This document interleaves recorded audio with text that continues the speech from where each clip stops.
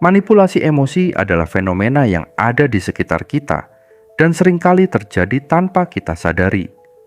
Dari iklan yang memanfaatkan rasa bersalah untuk mendorong kita membeli produk, hingga orang terdekat yang secara halus mempengaruhi keputusan kita, manipulasi emosi hadir di berbagai aspek kehidupan sehari-hari.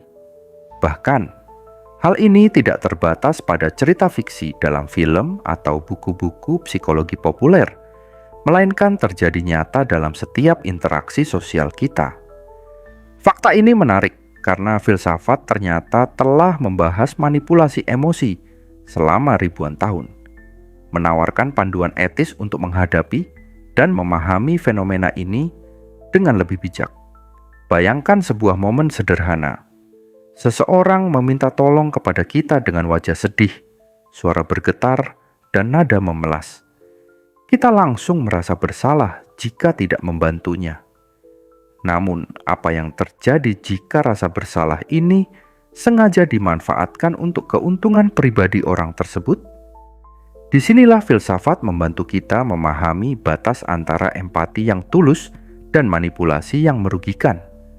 Menurut Aristoteles, manusia adalah zoon politikon, makhluk sosial yang bergantung pada hubungan satu sama lain. Namun, hubungan ini menjadi rumit ketika seseorang mulai memanfaatkan emosi untuk tujuan egois. Manipulasi seringkali dianggap sebagai seni memengaruhi, tetapi filsafat etika memandangnya sebagai tindakan yang bisa melanggar hak moral seseorang. Sebagai makhluk rasional, kita memiliki kewajiban untuk tidak hanya memahami niat di balik tindakan, tetapi juga menyadari apakah tindakan tersebut mencederai kebebasan orang lain. Manipulasi emosi sebenarnya sering dimulai dari hal kecil. Misalnya, kita mungkin pernah mendengar ucapan seperti, "Kalau kamu benar-benar peduli, kamu pasti akan melakukannya." Pernyataan semacam ini tidak hanya memanfaatkan rasa bersalah, tetapi juga menciptakan tekanan emosional yang sulit diabaikan. Dalam filsafat etikanya menekankan bahwa manusia harus diperlakukan sebagai tujuan, bukan sebagai alat. Ini berarti kita tidak boleh menggunakan emosi orang lain untuk mencapai kepentingan pribadi, seberapa kecil pun itu. Namun, bagaimana kita bisa membedakan manipulasi emosi dari sekadar persuasi? Ini adalah salah satu pertanyaan yang kerap diangkat dalam diskusi filsafat. Persuasi adalah seni memengaruhi orang lain dengan argumen yang logis dan rasional.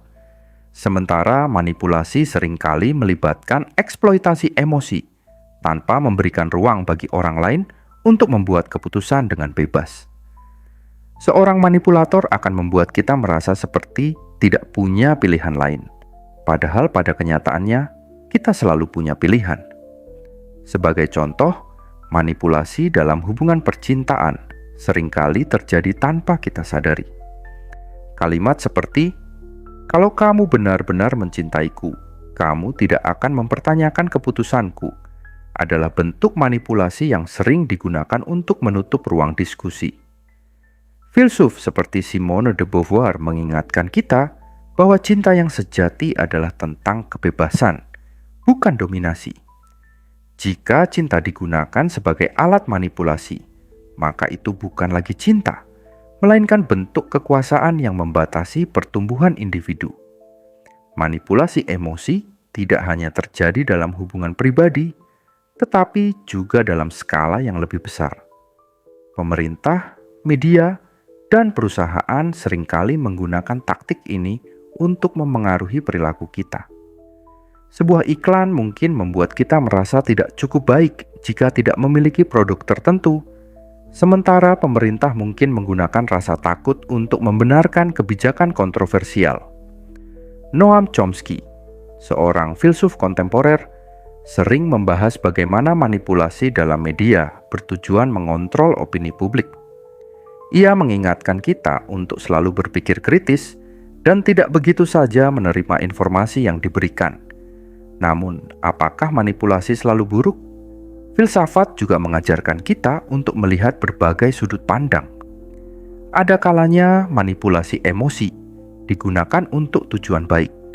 seperti meyakinkan seseorang untuk berhenti merokok dengan menunjukkan dampak buruknya secara emosional.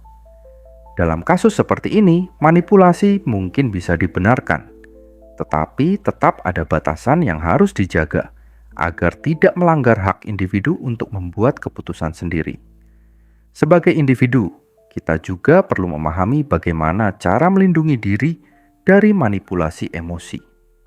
Stoicisme, sebuah aliran filsafat yang menekankan kontrol diri, memberikan panduan praktis dalam menghadapi situasi ini. Marcus Aurelius, salah satu tokoh Stoik, menulis bahwa kita tidak bisa mengontrol apa yang dilakukan orang lain, tetapi kita bisa mengontrol reaksi kita terhadapnya. Ketika seseorang mencoba memanipulasi kita, langkah pertama adalah menyadari apa yang sedang terjadi. Dengan kesadaran ini, kita bisa mengambil langkah-langkah yang lebih rasional dan tidak terjebak dalam jebakan emosi. Selain itu, penting bagi kita untuk mempraktikkan empati yang sehat. Empati adalah kemampuan untuk memahami perasaan orang lain, tetapi itu tidak berarti kita harus selalu memenuhi keinginan mereka. Filsafat mengajarkan bahwa empati harus diimbangi dengan akal sehat dan batasan yang jelas. Dengan begitu, kita bisa menunjukkan kebaikan hati tanpa menjadi korban manipulasi. Pada akhirnya, manipulasi emosi adalah fenomena yang tidak bisa dihindari sepenuhnya. Namun, dengan pemahaman yang mendalam tentang etika dan filsafat, kita bisa belajar untuk mengenali tanda-tandanya, melindungi diri, dan menjaga hubungan yang sehat dengan orang lain. Ingatlah bahwa setiap manusia memiliki hak untuk membuat keputusan secara bebas, tanpa tekanan atau paksaan dari pihak lain.